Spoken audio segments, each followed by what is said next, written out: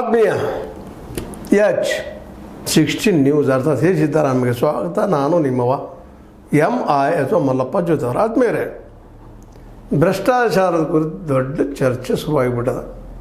ನಮ್ಮ ನ್ಯಾಯಮೂರ್ತಿ ಉಪ ಲೋಕಾಯುಕ್ತ B ವೀರಪ್ಪನವರು ತಮ್ಮ ಮಾತುಗಳನ್ನು ಹೇಳಿದ್ದಾರೆ. 2019 ಸರ್ವೇಕ್ಷಣಾ ವರದಿ ಅಂಕಿಅಂಶಗಳ ಆಧಾರದ ಮೇಲೆ ಮಾತಾಡಿದಂಥದ್ದು. ಅದ್ರ ಹಿಂದೆ ಅಂತ ಇಟ್ಕೊಳ್ರಿ, ಇವತ್ತು ಒಂದು ಇಟ್ಕೊಳ್ರಿ. ಹೇಳಿದ್ದಾರೆ ಭ್ರಷ್ಟಾಚಾರ ಈ ದೇಶದಾಗ 63% ಶೇರ್ ಇದಪ್ಪ, ಈ ರಾಜ್ಯದಲ್ಲಾಗಿರ್ಬೋದು ಮತ್ತೇನೋ ಆಗಿರ್ಬೋದು. ಆನಂತರ ದೊಡ್ಡದೊಂದು ಹಾಕಾರ ನಡೆದುಬಿಟ್ಟದ. ಆರ್ ಅಶೋಕ್ ನಮ್ಮ ಕಾಂಗ್ರೆಸ್ಸಿನ ಆಡಳಿತ ಪೈಲ ದೋಷಾರೋಪಣೆ ಮಾಡಿದ್ರೆ, ನಮ್ಮ 40 ಇದ್ರು ಅವ್ರದ್ದು 63 ಅಂತೇಳಿ ಹೇಳಿದ್ರೆ, ಅಲ್ಲಪ್ಪ ಅದು ನಿಮ್ಮ ಕಾಲದ್ದು ನಮ್ಮದಲ್ಲ ಅಂತ ಇವ್ರು ಹೇಳ್ತಾ ಇದ್ದಾರೆ.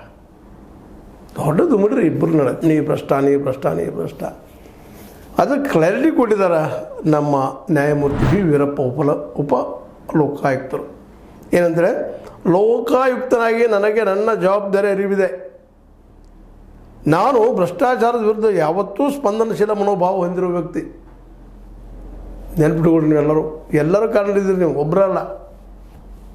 ಯಾಕಪ್ಪ ಅಂತಂದ್ರೆ, ನಮಗೆ ಸ್ವತಂತ್ರ ಬಂದು 78 ವರ್ಷಗಳು ಹೇಗೆ ಆಗಿವೆಯೋ ಹಾಗೆಯೇ ದೇಶದಲ್ಲಿ ಭ್ರಷ್ಟಾಚಾರಕ್ಕೂ ಅಷ್ಟೇ ವಯಸ್ಸಾಗಿದೆ. ಅಂದಿನ ಸುರುಣದ ಇದು ಭ್ರಷ್ಟಾಚಾರ, ಇವತ್ತು ದೊಡ್ಡದಾಗಿ ಬಿಟ್ಟದು. ಭ್ರಷ್ಟಾಚಾರ ಇಂದು ಕ್ಯಾನ್ಸರ್ ರೀತಿ ಹಬ್ಬಿದೆ. ಈ ಪಿಡುಗಿಗೆ ನಾವೆಲ್ಲರೂ ಕಾರಣ. ದುಡ್ಡು ತೆಗೆದುಕೊಂಡು ಮತ ಹಾಕುವ ಮತದಾರರನ್ನು ಪೋಷಿಸಿದ್ದೇವೆ. ದುಡ್ಡು ತೊಗೊಳೋ ಓಟ್ ಹಾಕುವಂಥದ್ದು ಬೆಳೆಸಿಬಿಟ್ಟಿವಿ ನಾವು. ದುಡ್ಡು ತೊಗೊಳೋರು ಇಲ್ಲಿ ಅಪರಾಧಿಗಳು, ಕೊಡೋರು ಅಪರಾಧಿಗಳು. ಹೀಗಾಗಿ ನಮ್ಮ ಭ್ರಷ್ಟಾಚಾರದ ಏನಪ್ಪ